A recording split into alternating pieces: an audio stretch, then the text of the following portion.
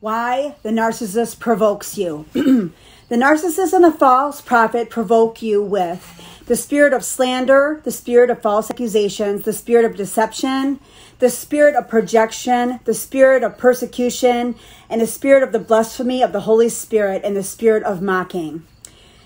The spirit of poverty. The spirit of poverty will defend and protect its deceptive perspective towards you.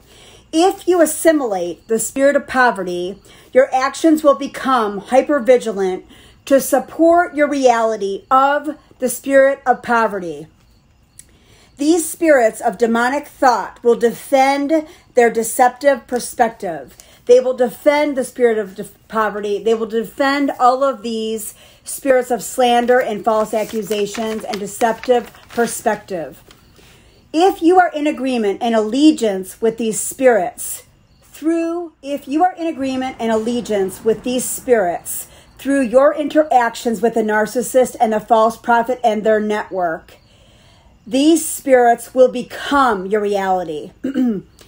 So my narcissist in 2018 was invited to a Super Bowl party where our other AA network and other people that we mutually knew were going to be there.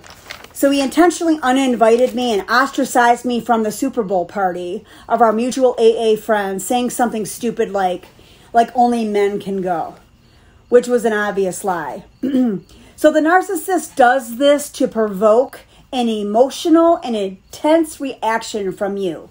So what happens? I start to assimilate the spirit of hysteria, the spirit of rage, the spirit of fear, the spirit of insanity, the spirit of unreasonability, unaccountability, and double-mindedness. The spirit of cognitive dissonance, which is being double-minded and not knowing which kingdom you belong to. The spirit of back and forth and your loyalty to two opposing kingdoms, which is truly insanity. You've got to stand for one or you'll fall for the other.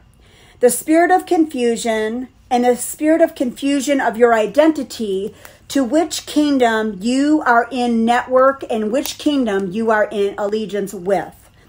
The spirit of invalidation and the spirit of false accusation and the spirit of the knowledge of good and bad from the first rebellion in the Garden of Eden. These spirits cause you to doubt your belief as God's chosen bride remnant and his children, to partake in God's inheritance in your life. These spirits claim you as a captive when you associate with the narcissist. You become prisoners of war into the camp of the kingdom of darkness as you fall into the snare of the fowler. You become a hostage of war in the kingdom of darkness as you fall into the snare of the fowler when you are engaged with people that you are unevenly yoked with in any type of relationship. If you are with somebody and engaged with someone and they're not putting Jehovah through Jesus and the Holy Spirit first, then you are engaging with an unevenly yoked person. You will become a prisoner of war and enter the snare of the fowler, and you will start to assimilate the negative thoughts of the spirit of hysteria, fear, insanity, unreasonability, unaccountableness. But it puts you in a double bind because when you get caught with these things, you're damned if you do and you're damned if you don't. Narcissists and false prophets intentionally provoke you so that it forces you to engage with them in a relationship. Yeah, it's not a healthy relationship, but they provoke you to get you to react. And then what happens is, like when I got disinvited from the Super Bowl party, if I had showed up there completely hysterical, which I wanted to do, he would have said to everyone at the party, look, everybody, I told you she was crazy. So the false prophet does the same thing.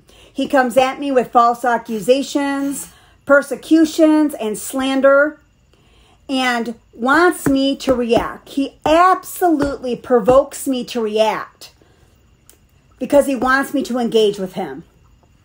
What happens? When I start to engage with him, I start to play ball. When I start to play ball with a narcissist, I start to assimilate their kingdom. Then it's just default. I start to fight the ex-narcissist and the false prophet in the works of the flesh. I start to fight with my intellect. I start to fight with my emotions. I start to fight with, I want justice. I want my name to be unslandered.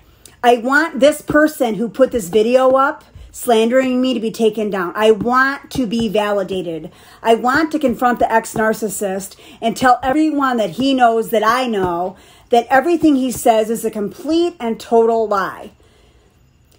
And that's where they provoke you. They provoke you because they want you to engage with them, but then at the same time, they punish you for contacting them or engaging with them.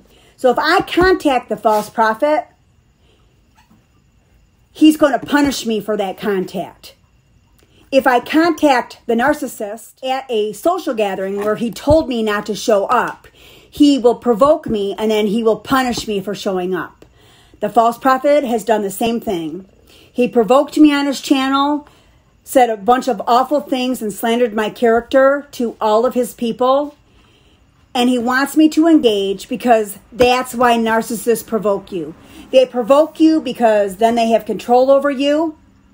You give them your energy. You give them your power when you engaged. Let me tell you, it's the hardest thing to do is to not engage in the flesh. It's the hardest thing to have the discipline to stay in the spirit and to not engage.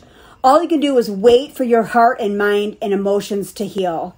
And just wait for the Holy Spirit to come and comfort you, because eventually what will happen is the Holy Spirit will tell you what is going on.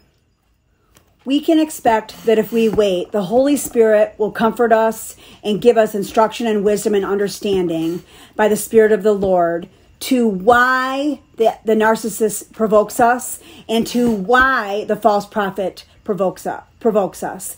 Basically, the enemy provokes us so that we start to play games in the enemy's kingdom of darkness. As long as we're playing in their sandbox, folks, we are part of their kingdom. The hardest thing to do is to implement no contact, because these are people that we love, that we think that we love, people that we want to love, that we want them to love us. We can't engage because they're never going to validate us, they're never going to support us, and they're never going to love us. Remember, those that are part of the kingdom of darkness cannot inherit the kingdom of the fruits of the Spirit, which are love, joy, peace, long-suffering, faithfulness, goodness. So don't let your narcissist or false prophet provoke you.